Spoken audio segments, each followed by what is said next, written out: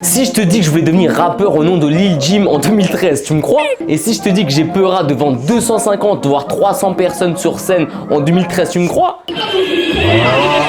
Je vais pas tout vous dévoiler dès l'intro, je vais vous raconter tout ça dans cette vidéo. Je mets mes lunettes carrément. Salut la famille, c'est Flaco, j'espère que vous allez bien. En tout cas moi je vais super bien, comme toujours, ça bouge pas. Et aujourd'hui on commence une toute nouvelle série de vidéos sur ma chaîne YouTube inspirée de mes anciennes vidéos sur ma chaîne Fire. C'est bien sûr les Storytime. Le concept c'est très simple, je vous raconte des histoires qui m'étaient arrivées en lien avec la musique, le cinéma et autres. Et je vous les raconte en vidéo. Et aujourd'hui, accrochez-vous bien, je vais vous raconter la période où je voulais devenir rappeur, chanteur avant que je sois vidéaste. Bon bah c'est y part. Chapitre 1, 2012, école primaire. J'ai tout juste 11 ans et je me souviens que c'est là que j'écris mon tout premier texte. Et je me souviens, j'étais dans la pièce d'à côté, le bureau il était contre la fenêtre et j'avais sorti un cahier. Enfin, je sais pas d'où je l'ai sorti, frère, je me rappelle plus. Et je me souviens que c'était dans un cahier et j'avais écrit mon premier texte dessus. Par contre, j'ai plus du tout retrouvé mon cahier, j'ai trop le seum. Si seulement je peux retrouver ce cahier de Neuil pour vous montrer cette pépite honteuse. Tout ce que je me souviens, c'est que j'avais écrit un texte pour une gadji qui d'ailleurs m'a recalé toute l'école primaire. C'est pas comme ça qu'on imagine la vie, non, c'est pas comme ça. Et d'ailleurs, la chose la plus honteuse, c'est que ce texte, je l'ai écrit et je l'ai donné, tu sais, en classe quand tu donnais les papiers. Là, elle était même pas dans ma classe, elle était dans une autre classe et je sais même pas si la personne l'a donné en fait. Je l'avais donné à un pote. Putain, le frérot, je crois qu'il l'a jamais donné, hein. C'est pour ça qu'il m'a jamais calculé. Enfin bref, ce texte il a disparu. Mais cette même fin d'année, on part en camp avec toute la volée des 8P et c'est là que tout va se déclencher. Je dis que ça a tout déclenché, mais regardez, je parle à une caméra au lieu d'écrire mon futur album. Enfin bref, maintenant nous sommes en avril 2013, on part en camp. Dans ce camp légendaire, j'avais pris ma toute première caméra et je me tapais des selfies comme ça avec la caméra. Honteux. Putain, je crois que je vais retrouver les inserts. Et tout a commencé lors d'une balade à Châteaudet. On est à toute la volée, on se balade tranquillement, jusqu'à que j'entends un pote chanter une musique de Section d'Assaut. Je crois que c'était Désolé ou Ma Direction. Je sais plus, mais je sais qu'on était totalement matrixé de la Section d'Assaut à ce moment-là. Je crois que c'est Ma Direction et je l'entends dire j'ai jamais kiffé lire depuis que j'ai 12 piges et blablabla. Et moi je me retourne, frère. Enfin, je dis ça, mais je me souviens plus du tout. Et je sais que je le rejoins et on commence à se faire des passe-passe sur ce morceau. Je me remémore les clashs et je sais pas quoi, tu sais, on commence à faire des passe-passe. Et ce frérot là, il est devenu une DJ maintenant, big et toi mon ref. Et là, il y a un morceau qui change tout. Un morceau qu'on dédie à toutes nos mamans. C'est Avant qu'elle parte. Et là, les gars, ça a tout changé. Alors du coup, avec le frérot Anis, on chante maintenant Avant qu'elle parte. On marche, on chante Avant qu'elle parte. Masterclass, etc. On continue à faire des passe-passe. On finit de chanter ce son et on devient pote. Et comme à chaque fin de camp, on a un truc qu'on a tous vécu, c'est les booms. Tu sais, t'as les boîtes de nuit pour les gamins avec un animateur qui est payé 300 balles pour la soirée pour mettre une playlist et dire ok, let's go. Tu sais, frère, on a tous vécu ça. Et après la balade, le frérot Anis, il me dit t'es chaud, on performe le morceau là devant tout le monde ce soir là, boum. Il faut savoir un truc, à cet âge-là, j'étais le gars le plus timide de tous les temps. Je tenais même pas debout pour un exposé. Et là, le frérot me demande de chanter Section d'Assaut devant 70 personnes. Et j'ai accepté. Oh, shit. On rentre au chalet, on demande à notre professeur si on peut faire ça. Elle en parle à l'animateur de la soirée et l'animateur nous dit ouais frérot y a pas de souci. Et arrive le soir, pourquoi je me retourne? On passe la soirée, Watia House, les meufs veulent serrer les gars veulent serrer des meufs. Non je rigole, à cette époque là il y avait pas encore ça. On était des gamins, qu'est-ce que je raconte? Mais tu sais il y avait les slows, Bien rincé d'ailleurs. Et vous vous rappelez quand je parlais de ma QLF là qu'elle m'a jamais calculé? Devinez quoi? Bah elle m'a toujours pas calculé à cette soirée. Ça m'a boycotté ça, j'avais trop la rage, mais c'est pas grave, c'était carré. Et quand tout d'un coup, le DJ, l'animateur, boum, il arrête les sons. Et devinez quoi les gars?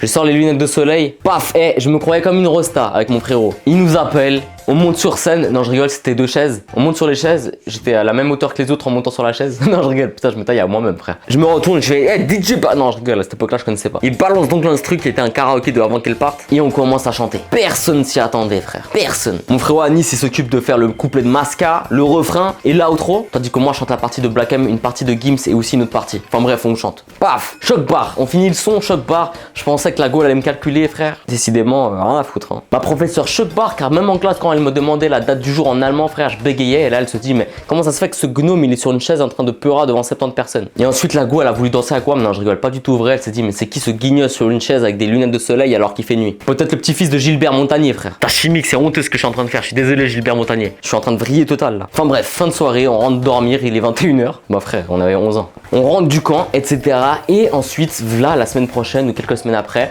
on se voit avec mon frérot et on se dit ok vas-y, on va lancer notre groupe. Il n'y avait pas de nom de groupe. Je sais juste que mon blast d'artiste c'était Lil Jim. Jim parce que c'est le début de mon nom de famille, Lil. Enfin pas Lil, non mais réfléchis un peu, fais pas le con. Lil Jim, frère, mon blaze. Et ensuite on commence à écrire des sons. Mon pote il a écrit je crois en une journée tout un son, tandis que moi j'ai ouvert la page en une journée frère.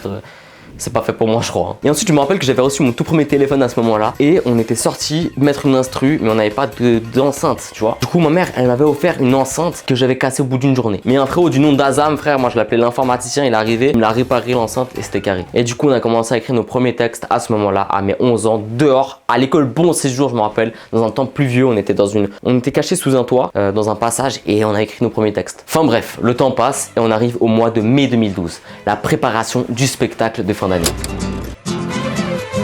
J'enlève mes lunettes les gars parce que là c'est là que vous allez voir des images choquantes. Choc barre vous allez être. En fait je remets mes lunettes parce que je vois rien. Je les renlève parce que là je dois réfléchir. Nous sommes en mai 2013 et chaque groupe doit préparer quelque chose pour le spectacle. Il y en a qui font des battles de danse, d'autres qui font des trucs avec les gobelets, tu sais, les bruitages de gobelets là, du beatmaking avec des gobelets. Et après t'as nous, alors les gars, une battle de rap. La prof elle a dit non, pas de clash, pas de problème. On leur a dit madame on va chanter avant qu'elle parte, comme ça dédicace à toutes nos mamans. Elle a dit ah c'est joli, y a aucun problème. Mais battle il faut un autre groupe, il faut quelqu'un qui vous défie. T'es chaud toi? Non, t'es pas chaud? Toi t'es chaud? Non, t'es pas chaud. Personne ne voulait s'afficher avec nous. Et là les frérots, je vous dis, je vous sors une équipe et vraiment mieux que la section d'assaut. Je vais lâcher les blazes parce que vous êtes des légendes les gars. Fatloum rejoint l'équipe, Luca rejoint l'équipe et Romain rejoint l'équipe. On est 5 les gars, on est 5 dans le groupe, masterclass. Mais il faut toujours trouver les 5 concurrents. Quand tout à coup un autre groupe se dévoue et ils disent ah nous on est chaud, big SO à eux. Putain, je dis là comme si c'était à côté de moi frère. On a un mois pour préparer notre spectacle. Romain il fait des cours de piano donc il a décidé d'apprendre le morceau avant qu'elle parte au synthé. Fatloum il s'est occupé de l'intro. Le frérot Luca il s'est occupé à faire les bacs. Pépite, vous allez voir dans la vidéo après c'est une pépite. Puis Anis et Wam, on est là pour faire le son. On se prépare pendant un bon mois pour le spectacle et arrive le jour J. Juin 2012. Et les gars, c'est le stress total. Comme je vous ai dit, moi je me chie dessus déjà devant 12 personnes en classe. Alors là, devant 300 personnes, je me chie plus que dessus. Donc arrive cette soirée où on doit chanter du section d'assaut sur scène devant 300 personnes avant qu'elles partent. Et déjà, grosse dégaine. J'avais des chaussures mercuriales aux pieds, un short, un polo, une casquette ici, des lunettes de soleil à la Maître Gims. Et sans oublier le bandana honteux d'un cowboy que j'ai volé à Lucky Luke. Et là, je m'étais dit, il fallait qu'on aille du style. Tu te fous de moi? Ce moment-là est totalement chimique et préparez-vous à voir les images. Vient la battle, on rentre sur scène devant tout le monde. Je me croyais comme Tupac. Sauf que là, c'était le silence complet. On débarque comme la section d'assaut sur scène, mais là, c'est version Kawani, frère. C'est pour nos darons, on vous aime. Mais d'abord, c'est l'équipe adverse qui commence. Ils commencent à chanter, un à la guitare, les autres chantent et nous comme des gros bouffons, on est là derrière en train de foutre de leur gueule. On est en mode comme as, genre en mode les gars stoppez tout. On commence à faire des signes derrière pour se la racler. Et si je vous dis que je crois au karma depuis ce moment-là, c'est que je le crois. Je vous explique. Vient notre tour, le frérot Fatloum au micro, il commence l'intro, Enda, magnifique. Le frérot il était au micro, il était mort de rire au micro, frère. On commence bien.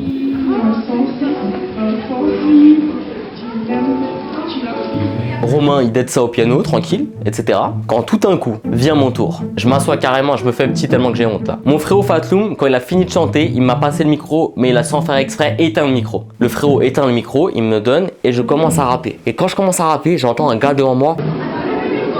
Allume ton micro! Un gars du public, il me dit ça. 0 sur 20, je commence à chanter le refrain et le micro il est même pas allumé, frère. Personne m'entend.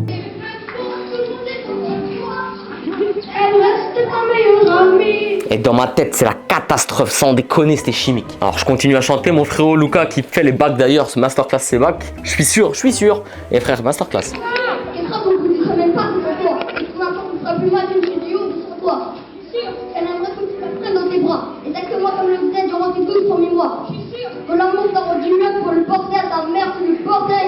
Putain, Luca, tu m'as tellement régalé. Quand je vois cette vidéo, je suis toujours autant mort de rire que tous les gens qui étaient là-bas.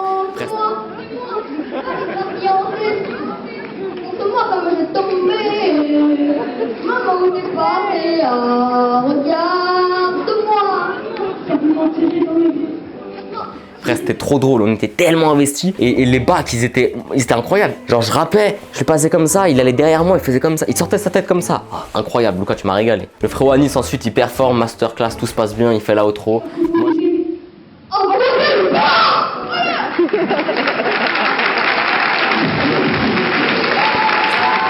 Et après ce concert, je me suis dit, ok les gars, on sort un album dans une semaine. Bah, on rêve toujours. Et après, puis basta, c'est fini. T'es sûr que c'est fini, frère? Ouais, l'histoire elle est finie. Menteur. Bon, place à la cérémonie de diplôme. La famille, on m'appelle pour aller chercher le diplôme et un petit stylo. Je monte sur scène. grosse catastrophe encore. Quand je vous dis que les gars, j'aurais jamais dû me foutre de la gueule de l'équipe adverse, frère, gros karma. Après le allume ton micro et la prestation catastrophique, je vous présente la descente des escaliers. Quand je vous dis qu'après avoir cherché mon diplôme pour redescendre les escaliers, moi je suis tombé comme du n'importe quoi, on aurait dit la girafe qui s'en mêle les pattes quoi.